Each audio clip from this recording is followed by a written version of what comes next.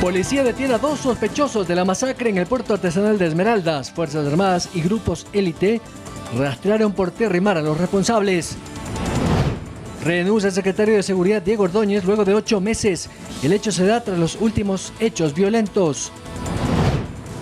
6 concejales del municipio de Quito son investigados por nepotismo tras revelarse nombres de familiares en cargos dentro de la alcaldía. En deportes, el Real Madrid ganó 2-0 al Chelsea por cuartos de final de la ida de la Champions League. Importante ventaja de los merengues. En lo internacional, autoridades norteamericanas buscan una estrategia conjunta con Panamá y Colombia para frenar el flujo de migrantes por la peligrosa selva del Darién que limita a ambos países y que es utilizada por los coyoteros.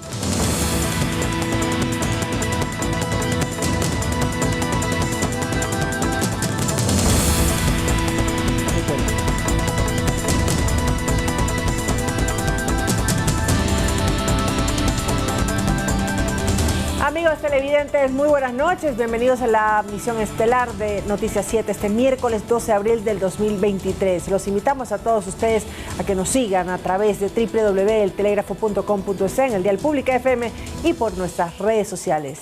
Byron Galarza me acompaña como cada noche. Buenas noches, Byron. María Mercedes, como siempre, un gusto y por supuesto que nos acompañen ustedes, amigos televidentes, para informarlos lo sucedido en el país y en el mundo en esta misión estelar de Noticias 7.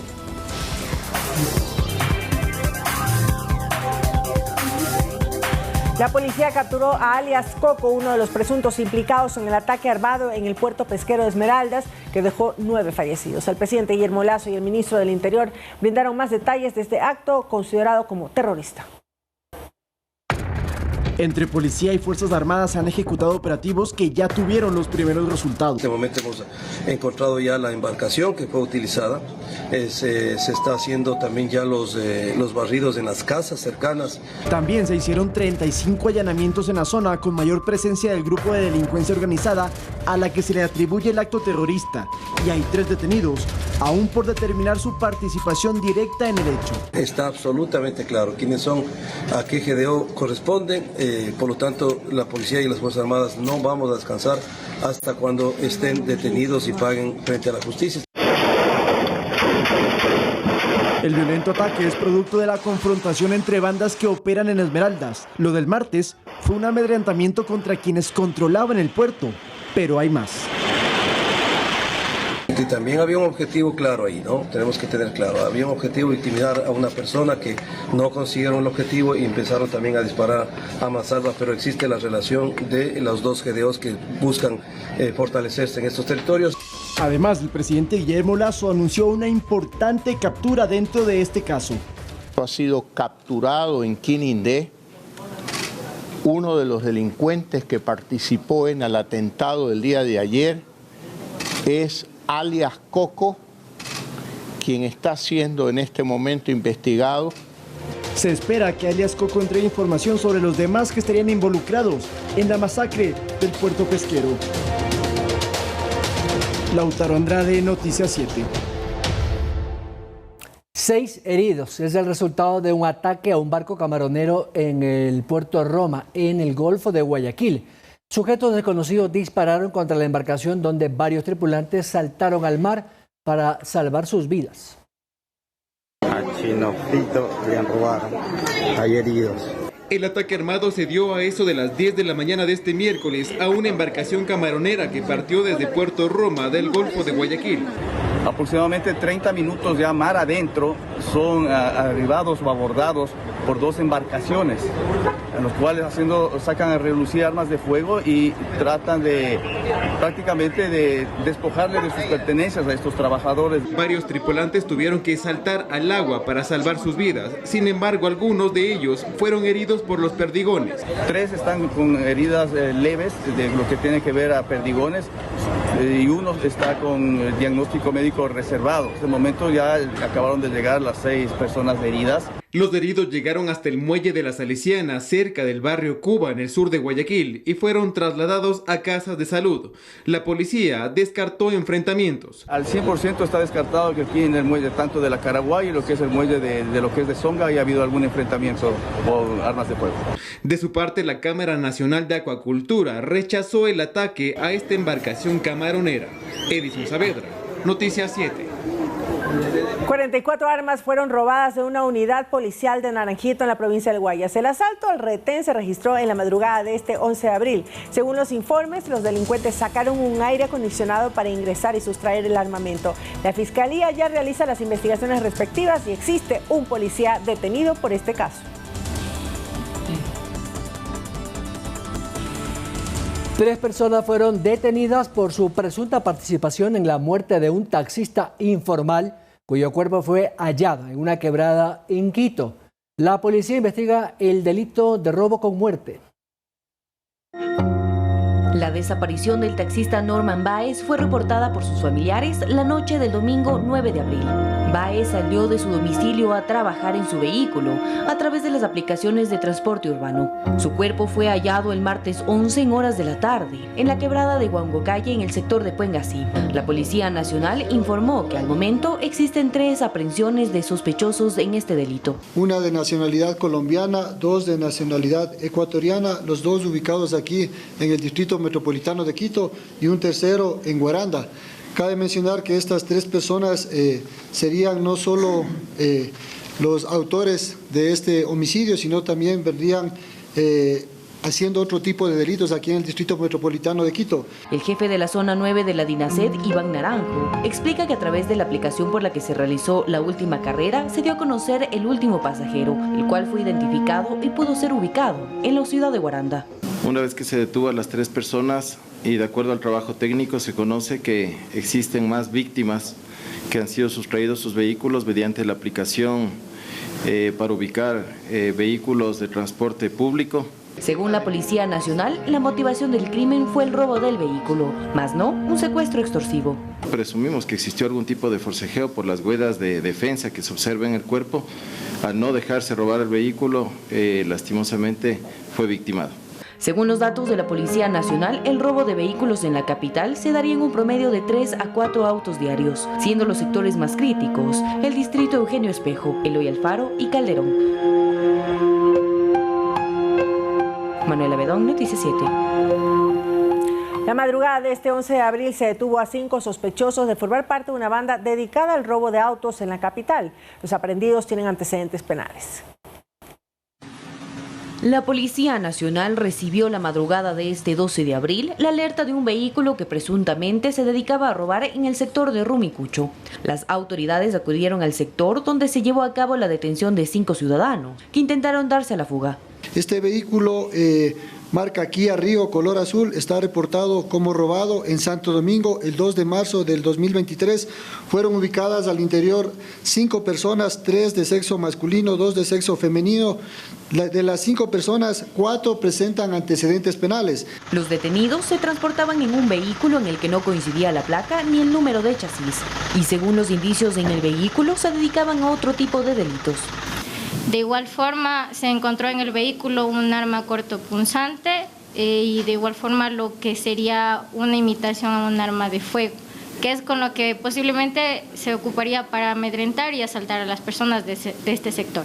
Debido al incremento de delitos en la capital, las autoridades solicitan a la ciudadanía reconocer a los detenidos y denunciar si han sido víctimas de robo. Luego de ver los rostros, los identifiquen y pongan la denuncia para poder sostener no solo este delito, sino otros que conocemos hayan cometido esta organización. Manuela Bedón, Noticias 7. Este miércoles 12 de abril, el Servicio de Atención a Privados de la Libertad, STAI, confirmó que durante la revisión del pabellón en el Centro de Privación Guayas número 1, se identificaron a 6 personas privadas de su libertad suspendidas. Las muertes ocurrieron en el pabellón 5. La SNAI indicó que las autoridades del centro brindan todas las facilidades a las instituciones para las investigaciones pertinentes. Entre el 2021 y el 2022, al menos 413 personas, presos, han sido asesinados en 11 masacres a nivel nacional.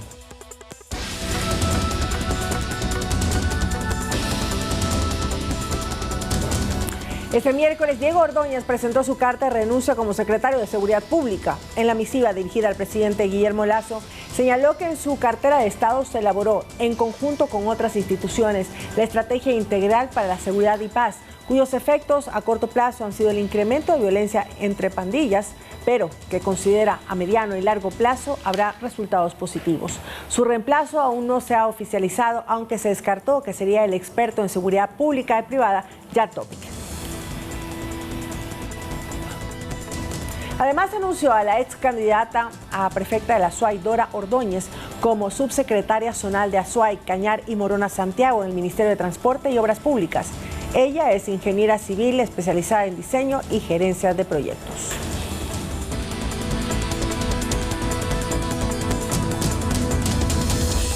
En breve, el alcalde de Quito, Santiago Guarderas, dijo que no conocía sobre presuntos casos de nepotismo en el municipio. Se lo contamos quiénes y cómo están involucrados.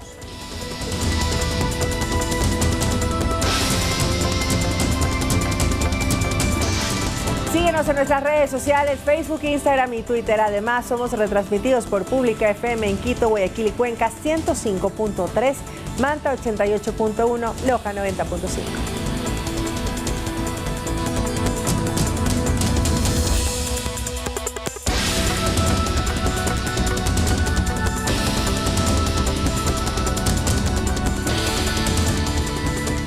La empresa flota ecuatoriana petrolera Flopec señaló en un oficio que no ha firmado ningún nuevo contrato con la empresa Amazonas Tanker en el 2022, un hecho señalado como sustento en el proceso del juicio político del presidente. Un traspiés en el ya entorpecido proceso de juicio político en contra del presidente Guillermo Lasso que avanza en la Asamblea Nacional, y es que Flopec, como respuesta a una petición de información a la legislatura, envió una carta en la que señala que no ha firmado ningún nuevo contrato de transporte de hidrocarburos en julio de 2022 y que el acuerdo vigente con Amazonas Tanker data de diciembre de 2020. Como hemos mencionado, no existen las pruebas que comprueben el elemento que según ellos establece se habría constituido el delito por parte del presidente de la República. El contrato de Flopec fue en el año 2018 cuando Guillermo Lasso no era ni siquiera presidente de la República. Sin embargo, para los proponentes del juicio, esta revelación no sería trascendente. La otra parte está en su derecho de presentar todas las pruebas de descargo. Nosotros presentaremos las de cargo. Aseguran tener más pruebas que serán entregadas a la Comisión de Fiscalización. Informe presentado por la Contraloría. Hay un informe, hay que ver si hay más informes también durante todo este periodo. Yo ya he pedido el requerimiento de la información. Esa prueba no existe. Solo pueden presentar la prueba que ha sido calificada por la Corte Constitucional y que consta en su acusación. El próximo 16 de abril es la fecha límite para la entrega y solicitud de pruebas de cargo y descargo, y aún están pendientes los elementos de convicción por parte de los proponentes y de la defensa del presidente, que anticipó que los entregará el próximo domingo. Pero mientras tanto, se pedirá a la Corte vigilar este proceso. Si es que ya empiezan de entrada a querer irse por temas de quieren incorporar al proceso los audios que son completamente ilegales y que se habla sobre el supuesto tema de concusión, tendría que la Corte desestimar y proceder inmediatamente a hacer seguimiento y, en su caso, destituir a quienes hayan pretendido. Carolina Basante, Noticias 7. Y más tarde se hizo efectivo lo que se había adelantado. Los asambleístas que impulsan el juicio político en la Comisión de Fiscalización presentaron la singularización de sus acusaciones y las pruebas documentales, además de testimonios que respaldan sus argumentos acusatorios en contra del primer mandatario.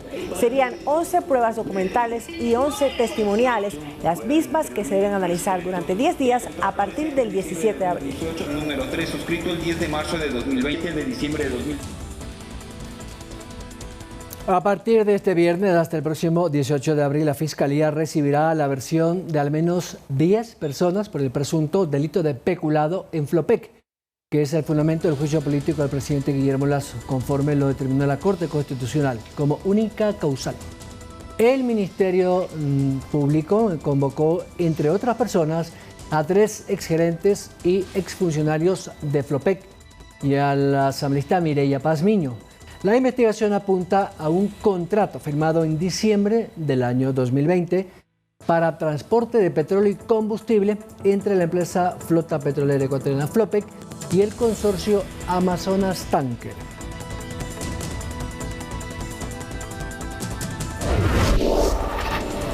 Se ultiman detalles del informe para segundo debate de la reforma constitucional sobre el apoyo de las Fuerzas Armadas para el combate del crimen organizado. En las últimas observaciones a la propuesta se plantea un control constitucional y no político.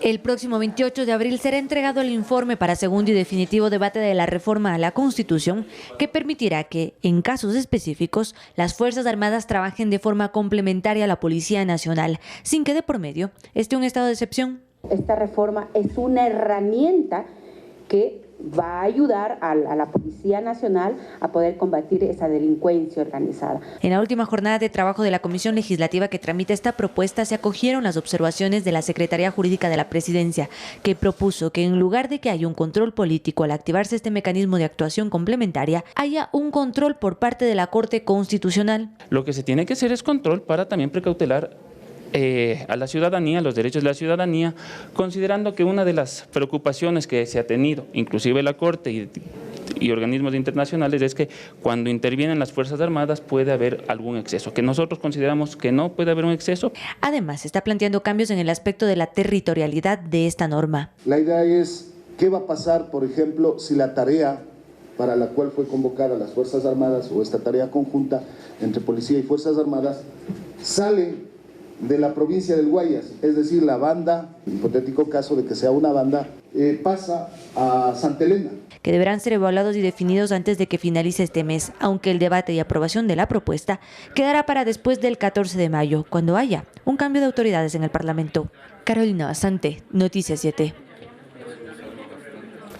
Durante una entrevista radial, la ministra fiscal Diana Salazar dio detalles de cómo avanza la instrucción en el caso Sino Hydro. Además, señaló que hay cuentas inmovilizadas en Panamá y Estados Unidos que recibieron dineros producto de las supuestas coimas.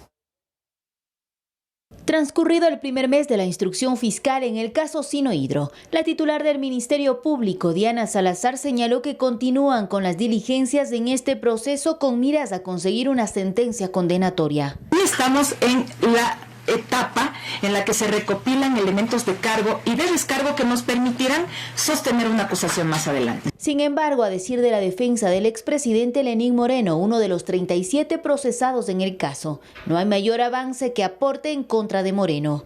No ha avanzado en absolutamente nada en lo que respecta a la responsabilidad o participación de mi defendido, tomando en cuenta que, como hemos mantenido desde el momento 1 de esta instrucción fiscal, es que el señor Lenín Moreno no tenía dentro de sus facultades poder otorgar contratos, firmar licitaciones, aprobar créditos del extranjero. Por su lado, la fiscal calificó a esta trama como una compleja estructura de corrupción que implicaría la entrega de 76 millones de dólares como sobornos para la adjudicación del contrato que dio paso a la construcción de la hidroeléctrica Coca-Cola Sinclair. Por ello, se solicitó congelar cuentas en países extranjeros, agregó. Los dineros o los fondos provienen de la cuenta de Sino Hydro de China. Llegan a Panamá, se distribuyen a los distintos países que hemos mencionado. Estados Unidos también me estaba olvidando y parte también se lo ingresó acá al país. Incluso hemos solicitado como medida cautelar que se solicite la inmovilización de cuentas en Panamá, en Estados Unidos, en varios países. Finalmente, la fiscal no descartó que de este caso se abran otros. Sobre posibles sobreprecios o fallas en la obra, en la construcción, ya sería una investigación relacionada con peculado. Mientras están a la expectativa de la audiencia del próximo 19 de abril, donde se revisarán las medidas de quienes han incumplido con su presentación periódica. Uno de ellos es el exmandatario Lenín Moreno y su esposa, para quienes se prevé que Fiscalía solicite la prisión preventiva. Olga Velasco, Noticias 7.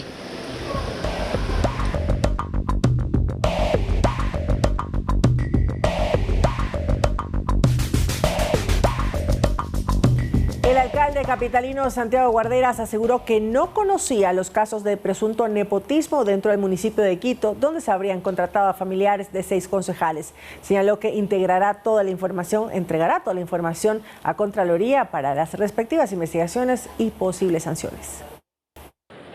El examen especial de Contraloría que señala presuntos casos de nepotismo al interior del municipio de Quito genera las primeras reacciones. Nosotros como municipio entregaremos y hemos entregado toda la documentación e información para que la Contraloría pueda establecer las determinaciones y las sanciones correspondientes. Según la entidad de control, se contrató a la cuñada de la concejal Mónica Sandoval, al cuñado de Amparito Narváez, al cuñado de Andrea Hidalgo, al cuñado también de Heidi Moreno, a un primo del concejal Orlando Núñez y a 2 primos del concejal Fernando Morales.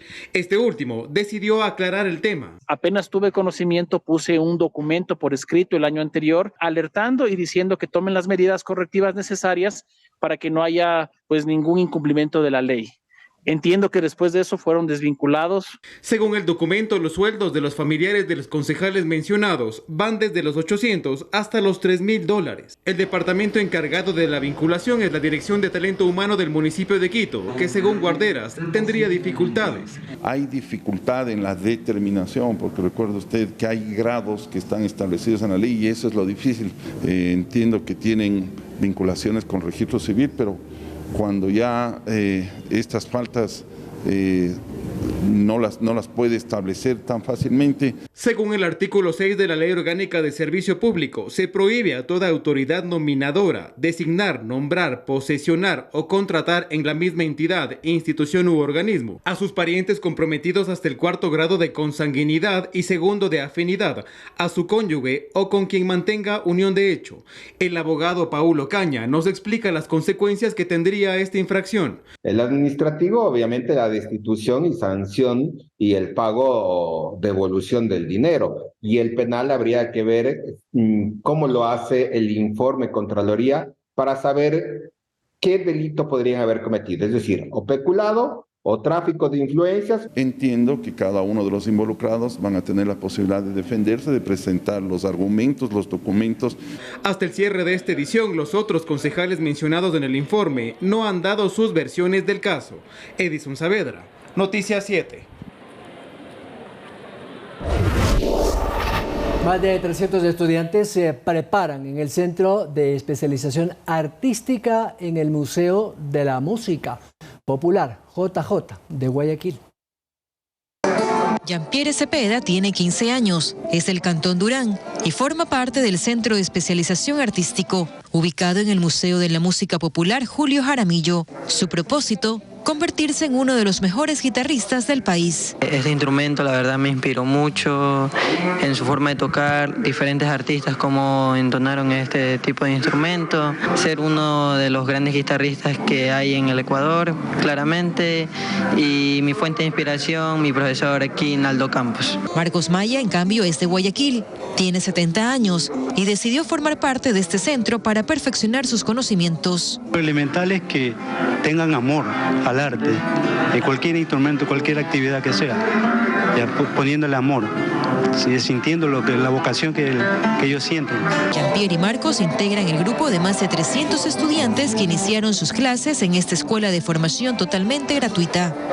Hemos empezado ya después de una larga convocatoria, hicimos audiciones, hicimos cursos de nivelación, porque muchos de los chicos, más de 400 alumnos postulantes que tuvimos, algunos de ellos pasaron directo porque tenían ya conocimiento, un poquito de conocimiento musical, y otros que no tuvieron cursos de nivelación de 3 semanas. El día de ayer hemos empezado ya este nuevo ciclo.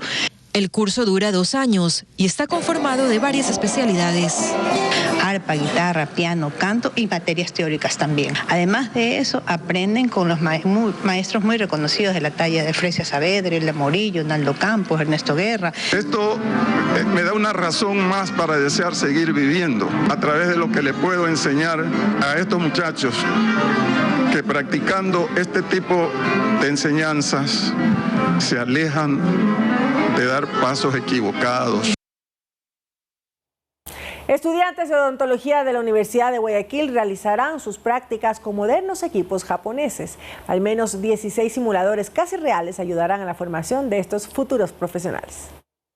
Son los los nuevos equipos adquiridos por la Facultad de Odontología de la Universidad de Guayaquil. 16 simuladores japoneses ayudarán a que la formación de los futuros odontólogos sea más efectiva, pues las prácticas de tratamientos serán casi reales. Estos simuladores son de última generación, simuladores que van a ayudar a nuestros estudiantes a que ellos adquieran esas destrezas, esas habilidades previamente a atender un paciente, ¿no? Obviamente estos simuladores están en las preclínicas que van a ser utilizados por los estudiantes de cuarto, quinto y sexto semestre. Luego de que ellos adquieren estas habilidades, pasan a las clínicas posteriores, que son de séptimo, octavo y noveno, donde van a tener pacientes. Con un monto de inversión que superan los $100,000, la facultad ofrecerá una mejor calidad en la educación a los estudiantes. Aquí, en estos simuladores, es donde nuestros estudiantes pueden cometer cualquier error, ¿no? Donde ellos van a aprender estrategias también. ¿Cuáles son los tratamientos que se pueden practicar en estos simuladores? En estos simuladores pueden hacer operatoria dental, que son los calces, pueden hacer fija, que son las coronas que van dentro de los dientes, pueden hacer también profilaxis, ¿no? Ahí ellos van a ir aprendiendo a reconocer también instrumentales, ¿no? Se espera también que en las próximas semanas lleguen nuevos equipos para la actualización en la enseñanza. Se proyectan nuevos laboratorios de esterilización, microbiología y anatomía virtual. Hasta este viernes 14 de abril, los estudiantes que por algún motivo de fuerza mayor no pudieron rendir el examen de ingreso a las instituciones de educación superior podrán solicitar la reprogramación del mismo. Les contamos detalles en la siguiente nota. Miles de estudiantes reportaron que no pudieron rendir su test Transformar para el ingreso a las instituciones de educación superior en el ciclo Costa.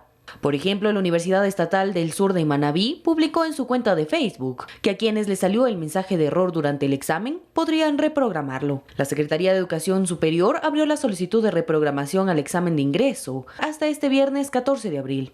Pues se ha definido que los jóvenes que así lo requieran puedan hacer una reprogramación para la próxima semana y rendir su test con total normalidad.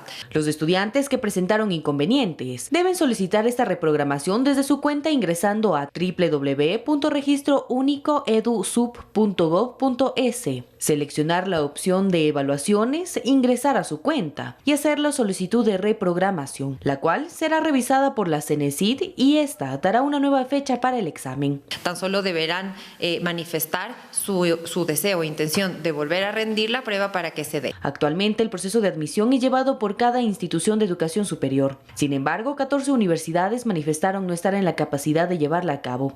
No hay un solo test para toda la admisión a nivel nacional, sino que hacemos un test para cada una de las universidades asistidas.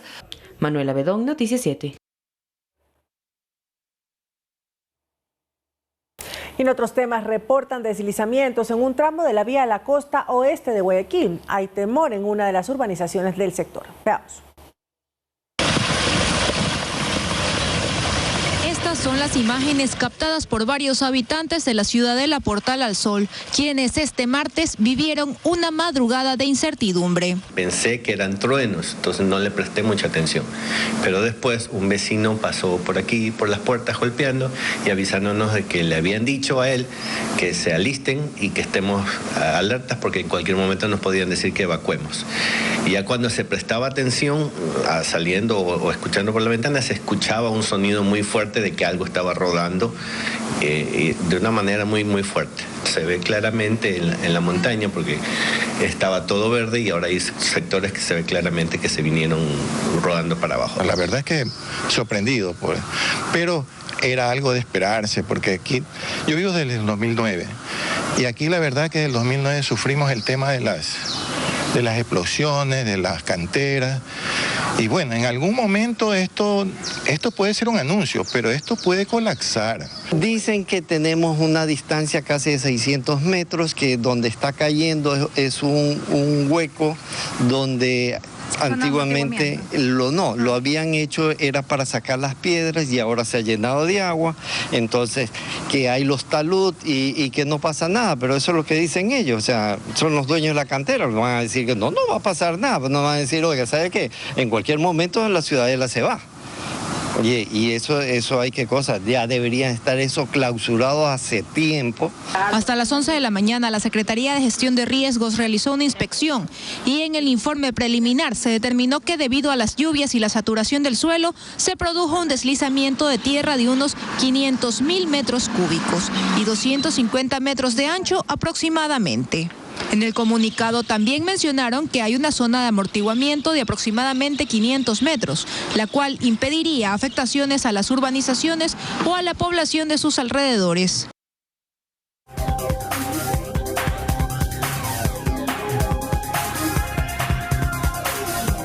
Los máximos representantes del Ejecutivo, Legislativo y Poder Judicial se reunieron en la Corte de Justicia, en la Corte Nacional, para conocer los primeros resultados de las mesas técnicas interinstitucionales sobre seguridad. Acciones concretas fueron el consenso al que se llegó tras el primer mes de reuniones en las subcomisiones de la Mesa sobre Seguridad y Lucha contra el Crimen Organizado, porque esa es la prioridad actual en el Ecuador. Enfrentamos enemigos que quieren secuestrar a nuestras instituciones. Nos quieren débiles, divididos y confrontados. Los representantes de las 4 subcomisiones dieron un resumen de los aspectos abordados y expresaron la sugerencia de que éstas puedan mantenerse.